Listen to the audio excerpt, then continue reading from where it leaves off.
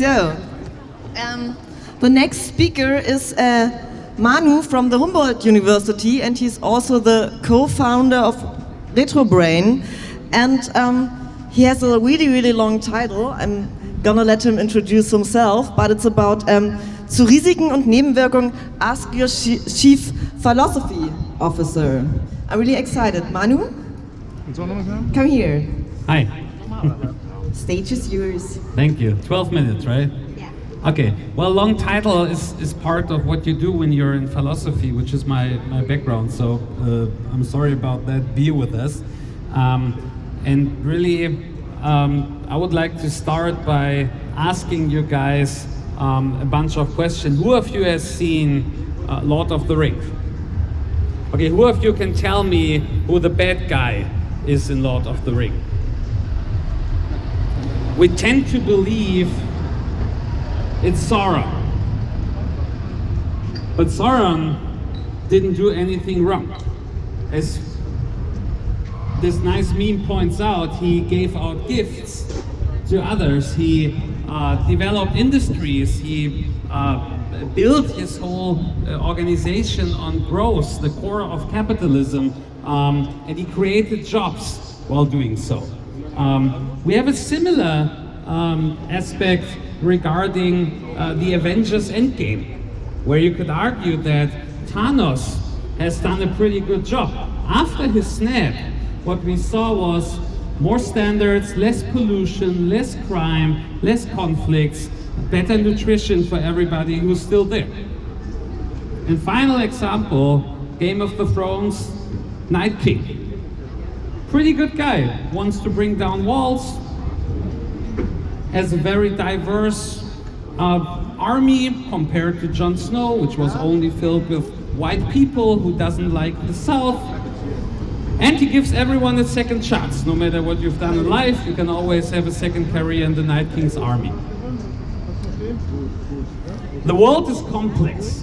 And these examples I just gave you, they should serve really as examples that we can think about specific phenomena, specific historic events and trends in very different ways. Yes, there is a mainstream approach, but there is always a moral dimension on which you can argue, which I believe we should do more. What you see here is really the core definition of complexity. This is a point made by Heinz von Förster, one of the founding fathers of the cybernetic as an academic discipline. And here, von Förster compares the left as the visualization of a system that is complicated. Might be your career, might be your food choices, might be your relationship, or the market entry of your startup. And on the right side, you see the definition of a system that is complex. So on the left, we know where we are, we know where we want to go to, we have an idea about how we get there, and we know the consequences of the actions we take. That's at least how Heinz von Förster believes we all see the world. Both our personal developments as well as the organizational developments or the developments of political systems at all. While the reality really is complex. And by complexity in this setting, he means that no matter how much big data, artificial intelligence, no matter how much resources you put into understanding a system that is defined as complex, you won't get there. You won't have any situation in which you know where you are standing, in which you know where you want to go, or if that's a good idea at all, and even less how you get there. But it's messy, because we don't have all the patterns, we don't have all the interdependencies, which we would like to believe that we have. Now, living in a complex world is getting even more interesting in the future because it's getting even more complex, which I believe is a beautiful thing to happen. It's getting more complex because we have technologies, we have discussed about them yesterday and today already a lot, like artificial intelligence, blended reality, drones, blockchain, and they are all helping, they are all, on the other hand, making the whole system and system of systems even more complex. And next to these technologies, we gave ourselves aims for which we thrive and which we want to see as pattern in our development. The Sustainable Development Goals of the United Nations. Technically, the framework of 15 goals, all of us, the nation states, all companies, all NGOs have agreed to work on. And they are not less complex than what we thought we would like to achieve politically earlier. So it's beautifully complex already, our reality, and it's getting even better. It's getting even better to a point in which we don't even see the reason why complexity grows. We are fighting death, and we're looking into longevity. We have specific types of AI joining as full legally empowered members of investment committees. We're going to Mars sooner or later. At the same time, we see a trend emerging, I would say over the last 2 years, of bringing in philosophers into organizations, into companies, but not only into companies. Forbes, March of last year, why your board needs a chief philosophy officer. The Guardian, I work, therefore I am. Why businesses are hiring philosophers. And it even, this takes a while, even if this was one of the birthplaces of modern philosophy, it even came to Germany at some point. Manager Magazine just a few days ago wrote an article, Philosophen in die Chefetagen, sie machen den Unterschied. I brought you 3 reasons why I believe that this trend is happening. Well, I believe that this trend will go on. It's a good thing, and how it's interconnected with the complexity through technology and the aims we give ourselves, of which we talked earlier. Okay, so I'm pretty sure you all have heard about VUCA, right? It's a concept that has been discussed in management literature, in training, in academia over the last years. It's originally from the mid-90s and from the States. And it's, from a philosopher's perspective, yesterday's news. It's interesting to see something like VUCA becoming such a big part of curricula in business schools and trainings. VUCA standing for volatility, uncertainty, complexity, ambiguity. So describing the world we're living in, because that's basically what philosophy of science and what philosophy of communication and logics have been looking into since they came into being. If you think about works of Plato, they all included the dimensions of VUCA. So that's yesterday's news for philosophy. The second part is the ethical, the moral philosophical dimension. We are more and more looking at business models that, might change or at least impact the very core of our definition and understanding of how society works. Right? We're discussing this with Google, with Facebook, with Amazon, with Cambridge Analytics. So I could give you much more examples, but you know them yourself. We have all these discussions about ethical and moral philosophical impacts of modern technology. Well, guess what?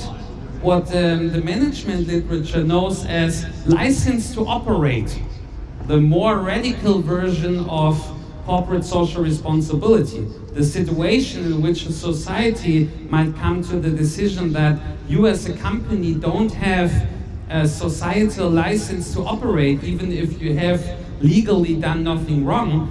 That is yesterday's news for everybody who has ever worked in ethics. because Immanuel Kant could join our discussion of today on business ethics without any further problems or any further things he would have to learn. And the third point I want to make, which is one of the strongest arguments, I believe, for the role of a philosophy officer in any business or any organization, is what we have come to see as psychological pathologizing. So we're talking about questions which are very human to the core. Should I do this?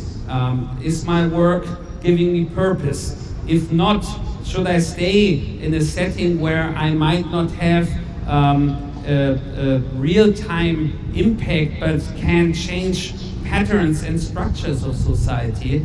And we started a few decades ago to think about questions like this in a psychological manner.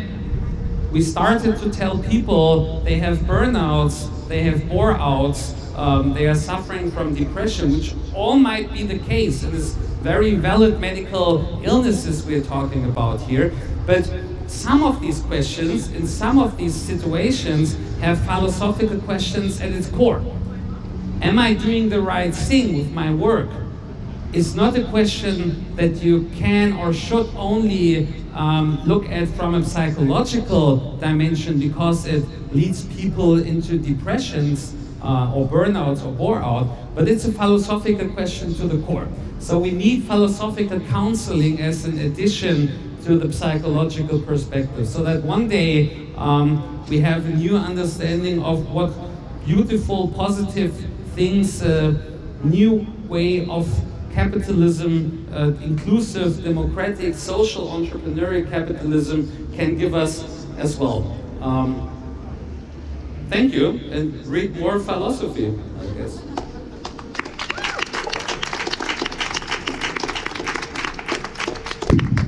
Thank you. Now you have another 6 minutes to ask questions. Someone want to know something? How do you, yeah. Hi. Hi. Thanks for the very well presentation. Pleasure. How do you think that companies or projects will adapt philosophical counseling in real life, or can do that today? Well, I think it will happen through the back door, and that back door being, we were talking about complexity, and business models are getting more and more complex. We tell each other that business models need to be simple and beautiful, but they only look like that at the end of a long a journey of failure and trying again and adapting to regulations in new markets.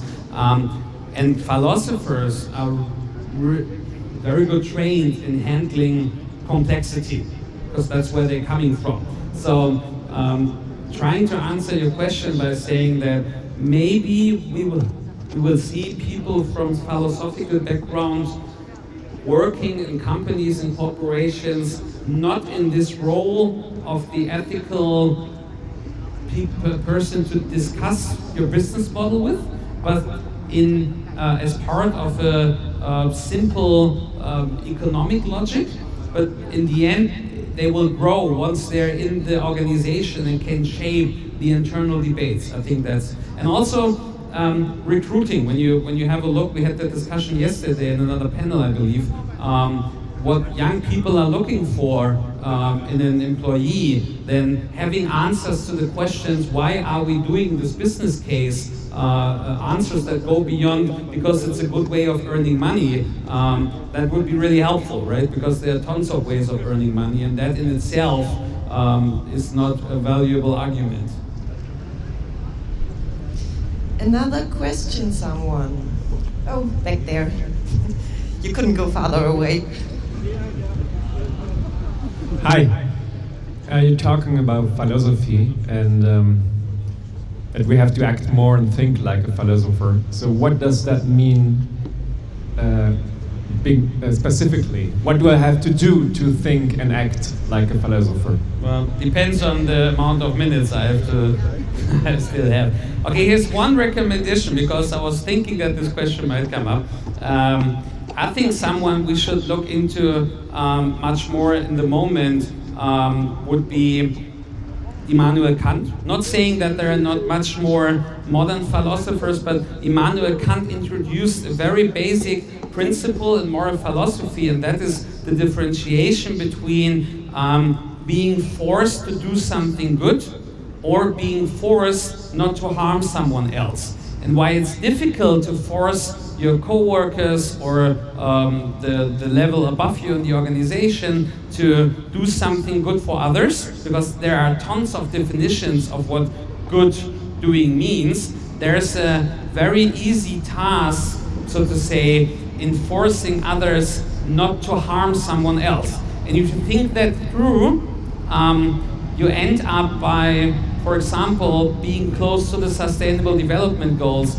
Find a business model that supports sustainability, a business model that helps people, and I believe you can earn money while doing so. And it's the best, more sustainable way of doing something good is having a business model around it, right? That's the whole concept of social business, social entrepreneurship. Mohammed Yunus won his Nobel Peace Prize for that concept. So that's maybe fragments of thinking you might quite look into it. Another one would be John Rawls. I think he's more important than ever. John Rawls from the 20th century came up with this idea: if we want to have an answer how society should look like, we should think about society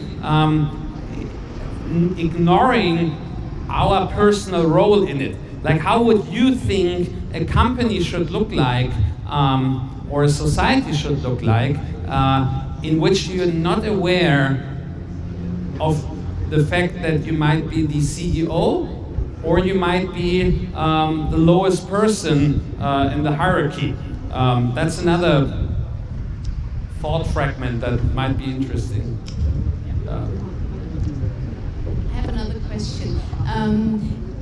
I think it could be useful to train artificial intelligence with philosophy because, well, you know, in the end, they will take a lot of decisions. So what would you do to train artificial intelligence with philosophy? Well, first of all, accept the fact that we don't have a monopoly on philosophy. So humans are very bad in accepting that fact, but an AI, a general AI, might come up with a new way of thinking philosophy as well. And maybe we're not that important. There's this argument by a philosopher from Oxford saying that if an artificial intelligence is really intelligent, first thing it would do would be to realize that this might be the most uninteresting planet out there and leave us and not even say goodbye. So I think you can train artificial intelligence. I think this John Rawls approach of having the AI think about society without knowing if it would be an AI or a human being would be a start. And let's have a little bit more of what we call Demut in German when it comes to that. I was really looking forward to your talk, and you didn't disappoint. Thank you, Manu. Thanks for coming. So we're just gonna have a short break, and then we will have some other awesome speakers. Stay with us.